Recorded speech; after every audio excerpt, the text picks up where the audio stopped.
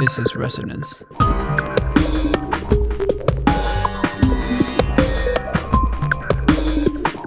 Hello everyone, welcome to Resonance. This is episode 3. And today we're going to be discussing modern monetary theory and the global south. But first, let me show you some new swag that I got from work. That's Jon Snow. Apparently my coworkers think I look like him, so they deliver that for me.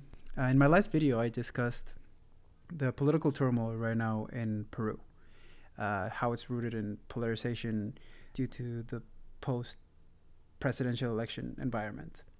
I ended that video, though, discussing some larger, more macro level issues that the country faces, such as their lack of energy sovereignty. I want you to remember this, energy sovereignty, and I'm going to be discussing it a little later today. But now I want you to zoom out, and I'm going to discuss the global south at large. And I want to look it through the lenses of MMT, modern monetary theory. For those that are not familiar with MMT, more than a theory, it's the analytical lenses that describe how public financing, investment, and taxation are actually different from the way we are used to thinking of them. The public budget, a country's budget, is different than our household budget. And I first got introduced to this through economist Stephanie Kelton. She wrote a whole book called The Deficit Myth. And she explains how there's countries that have levels of monetary sovereignty, meaning they have economic independence and self-determination that allows them to have a larger fiscal space to spend within their borders, and they can create larger industries, and they can spend a larger amount of money on climate change or education or healthcare.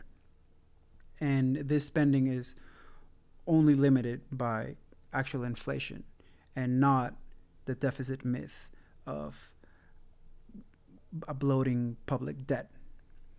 So an example of a country that has a high degree of monetary sovereignty is the United States. So let's start with that idea right now. Let me share my screen. Monetary sovereignty. So what Stephanie Kelton explains is that monetary sovereignty is a spectrum, and there's many countries that fall in between. And what gives a country a high degree of monetary sovereignty?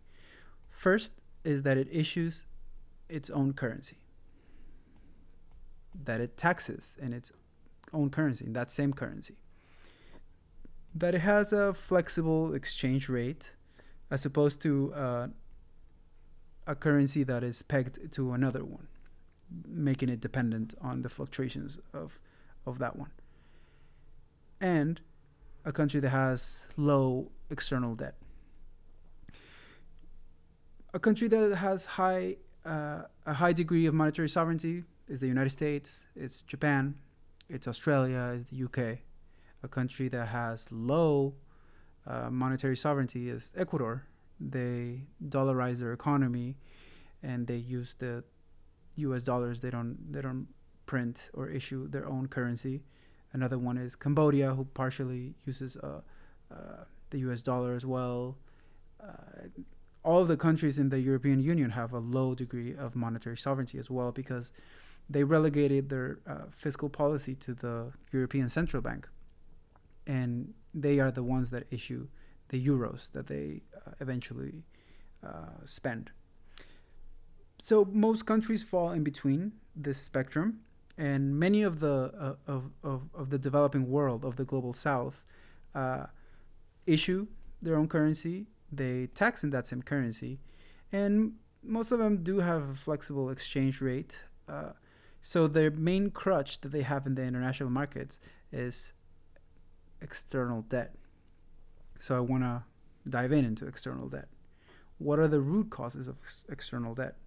The way modern monetary theory views it, and I'm referencing this economist Fadel Kabub, who really helped me understand the dynamics in the global south through the lenses of MMT.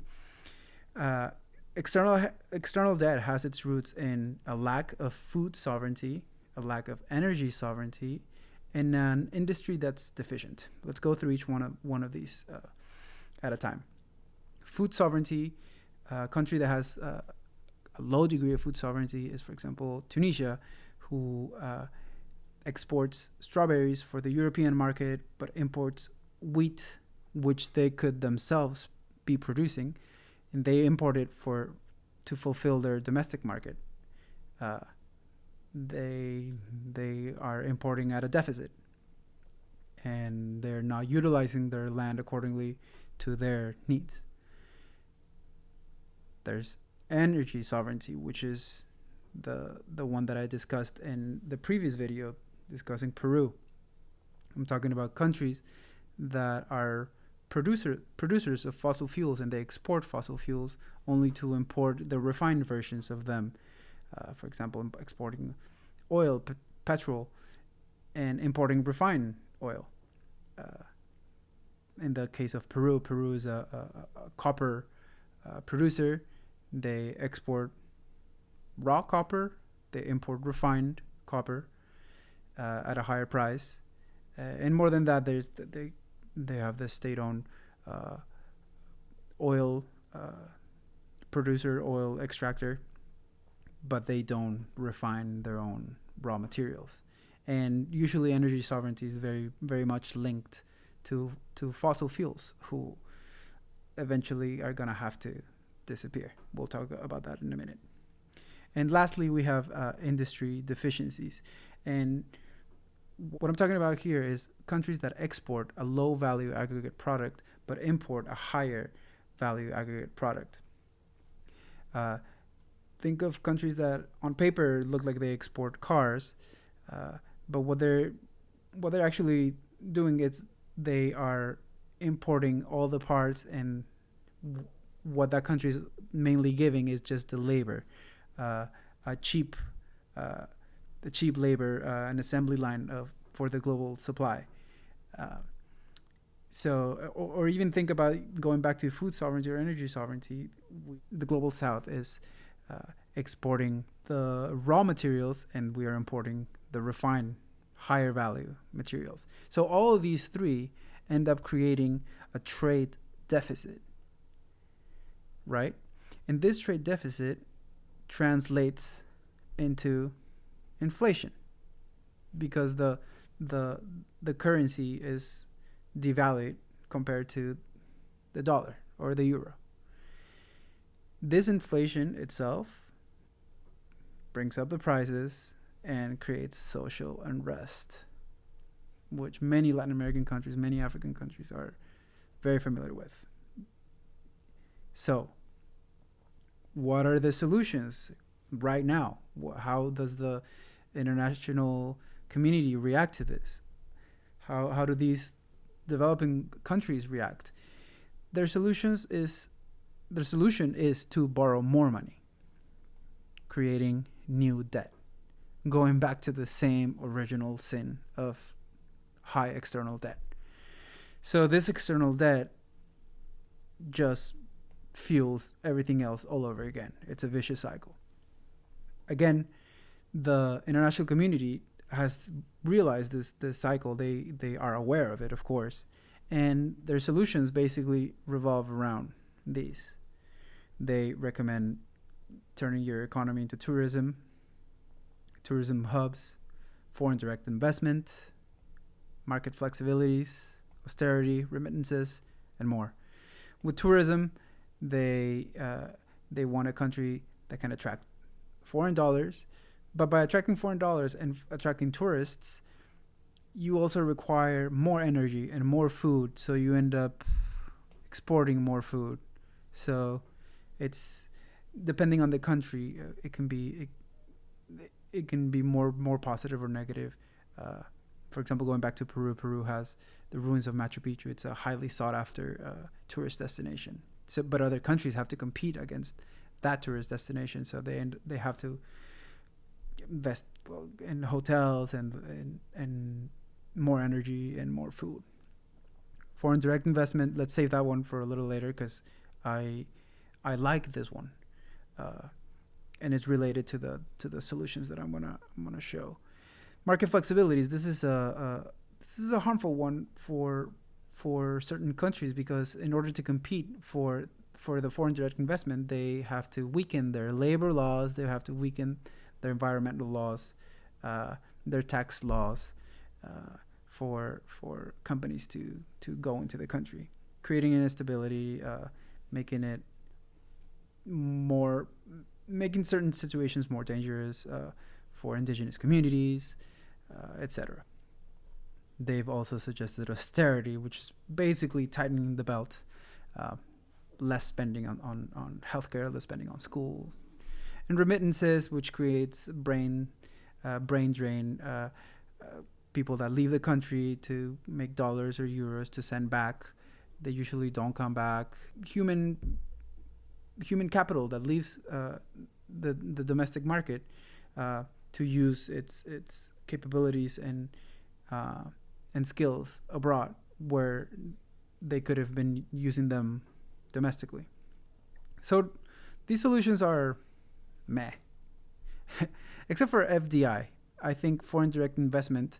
Uh, of course, you can attract more mining or more fossil fuel extraction, but you can also attract green investment. So let's head back to our three issues: our food sovereignty, energy sovereignty, and industry deficiencies. Actual solutions that look forward to the future, which we are facing a climate catastrophe right now. If we don't uh, decarbonize by 2050, if we don't become a net zero emission globe, regardless of which country you're from, the developed world or the developing world, we are not gonna survive as a human species. So green investment is a must. Uh, Going back to energy sovereignty, this is the solution to for a country that relies heavily in on fossil fuels. This is an opportunity to start from scratch, have a blank slate to be able to distribute its energy, but an energy that is renewable and energy that is decoupled from the carbon grid, uh, in ways that can be more equitable and that can be also exported, and that won't depend on the fluctuations of the price of copper or the price of oil, and which would create a self-sustaining and energetic economy. And for food sovereignty, there's solutions such as sustainable agriculture, just creating an economy where the country covers its internal market and feeds its citizens first, and then focuses on the external market, on external exports. Uh, and finally, we have the industry deficiencies, where we are importing higher value aggregate products, exporting lower value aggregate products. We can use education, partnerships with universities, investment in R&D to basically move away from just the production of raw material or cheap labor, and start creating products that are of high value aggregate, high technology, and export these, so we can be so the global south can be more competitive against the developed world, and eventually grow and develop as well. So I just want to leave you with some ideas. I believe that countries in the global south need to develop a global vision. They need to figure out a long-term vision of their own. Otherwise, they're going to belong to another country's vision. Think of China and their investments in Africa and Latin America. Africa and Latin America are serving them to fulfill their own vision. I believe that countries need to act transnationally.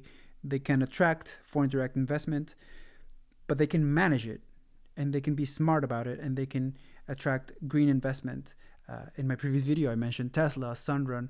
There's plenty of private and public opportunities that can help countries decarbonize, that can help them install solar panels and wind turbines and